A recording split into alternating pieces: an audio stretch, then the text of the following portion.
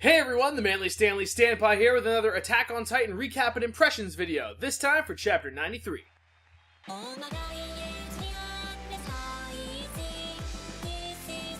Attack on Titan Chapter 93 gives us a really good look at what goes on in the heads of the Marley Empire, namely with their upper-ranking military officers. We get to hear what they have to say when it comes to where they stand in the global sphere of war. Even though they won the battle, they find out that the news all reports that the enemy has essentially won the political war because everybody's talking about how great their military tactics were at being able to go toe-to-toe with the once undefeatable Titans of the Marley Empire. This leads them all to realize we need to do something because Titans are soon going to be obsolete as a form of warfare. Though they're highly tactical and useful on ground combat, naval ability is just non-existent, and they don't really have control of the skies either. So right now the Marley are in this tight spot where they have to figure out just what it is they're going to do next to keep themselves at an equal level or greater with their military adversaries. Now among the people sitting at the table is Zeke, who, despite being an Eldian, is held in very high esteem for all the things he has done. Now Zeke gets a really unique opportunity to speak up and say, perhaps we should try reclaiming the Progenitor Titan once again. And even though they accept, okay, well didn't we just say Titans are going obsolete, he believes that for the political propagandist perspective, to say that they reclaimed all of the Titan powers would be enough of a push to maybe deter the opponents from attacking them when they aren't militarily prepared. So it seems to be that this is going to be the next move. They're going to go back to the island and face characters like Eren, Mikasa, and crew. Hearing this, there's another aspect to it all, and that's that the Ackermans are terrifying, and Zeke himself acknowledges that it's very likely that more than just the Attack Titan controlled by Eren are being used in combat. He concludes that 4 of the Titan abilities are over there on the island still, 2 of which are MIA, the Female Titan and the Colossal Titan. Now, we already know Armin ate the Colossal Titan, Berthold, so now all that's left is what's up with Annie. Mentioning the Ackermans again, they are revealed to be, from human Titan experimentation, a unique breed of people that are essentially immune to Titan influence. He's afraid of them. He doesn't want to go back to dealing with them. Even Zeke is afraid. Jumping over to Reiner, we get to see him waking up from a nightmare. Reiner is also still traumatized by the events of what happened on the island. Not just with his past as being a soldier and warrior, but also just from the combat that he's seen.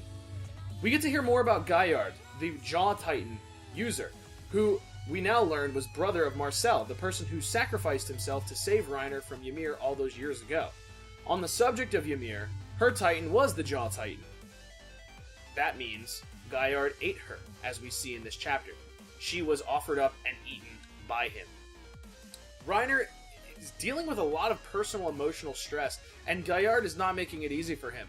But he also seems to accept that about himself. He says, yeah, all the things you've said about me, being, always needing someone to look out for me, or that I was pretending to be a big supportive character like your brother just because I was imitating him, these are all things that are true. So Reiner accepts his flaws as a person. Leaving that, we also get to see some of the other shifters, and we also have a good look at what the young cadets that we've met in the first chapter of this new arc have to say about things. They're aware of how the world views Eldians, and these next batch of soldiers being released as prisoners are only going to further emphasize how terrible the Eldians are. No matter who wins the war, it seems like a clear path. The Eldians have to be wiped out. So it seems like a lose-lose for them from where they're standing. Reiner showing up, though, ends up having a really positive impact. They seem to love Reiner. To them, he's like a big brother and a hero all in one. So this is an interesting dynamic to see how important he is to them as people. As he goes with them, he has his own flashbacks again to when he was their age. And it's definitely haunting his memories. It seems that Reiner, more than anyone, is carrying a lot of regret and a lot of shame for his past. The chapter closes out with a celebration among the Eldians in a train car, basically a cattle car. They don't even sit amongst the higher-ranking officers or the shifters. They're all in a cattle car. These are people being shipped around like cattle. Some familiar imagery.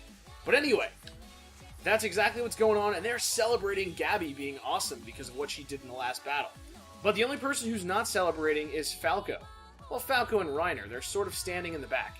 And as they talk about what it means to become the next Titan, it's clear that Falco isn't too keen on the idea. yeah, Gabby's going to become the Armored Titan, and then she'll either, go for 27 years and die, or, they'll kill her in an air raid. And Reiner hears this, and he chooses to go full nationalist propagandist on Falco. What was that? What did you just say? Did I just hear you doubting your allegiance to the Marley Empire? Did you not rescind your right to the Eldian blood of Ymir? Oh, I'm going to tell on you. When I tell them, they're going to take your family. Your brother's going to lose his chances, and you're going to lose your chances. Your whole family's going to be turned into fodder for the next battle. So what is it again? What were you going to tell me about your allegiance? And this sparks Falco into saying, like, I'm loyal, I swear. I want to be an inheritor of the Titan abilities of the Nine. So this action from Reiner, it's as if to say, I agree with you, but I'm going to grill you real quick. Never ever repeat this ever again. They will punish you and the people you love. So Reiner's pretty disenfranchised, but he knows how to position himself to look out for somebody. Falco gets it, and the final push is here. If you want to save Gabby, you have to become the inheritor of the Armored Titan. The only way you can save her is by surpassing her and you inheriting my abilities.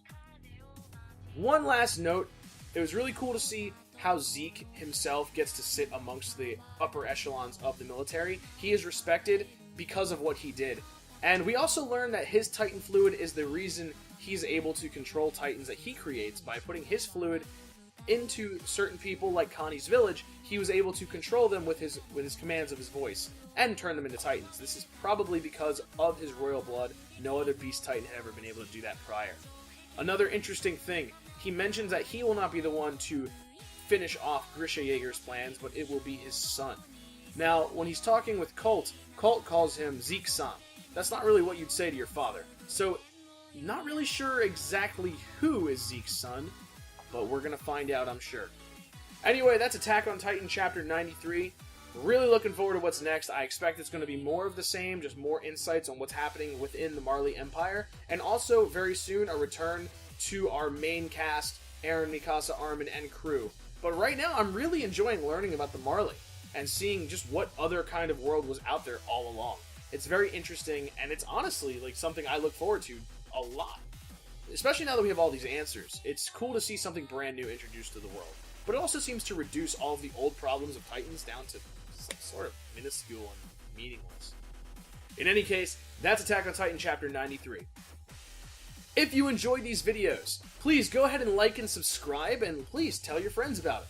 Also, for those of you who will be attending Anime Festival Orlando this year, I'm happy to announce that for yet another year, I'll be hosting the Attack on Titan discussion panel. It's much like these videos, but with an open audience where we have a Q&A covering both the anime, the manga, and everything in between. So if that sounds interesting to you, definitely be sure to check it out at AFO this year. Stay tuned for more info. Anyway, folks, thank you so much for watching. I'm the Manly Stanley Stanpai, and this has been another Attack on Titan recap and impressions video.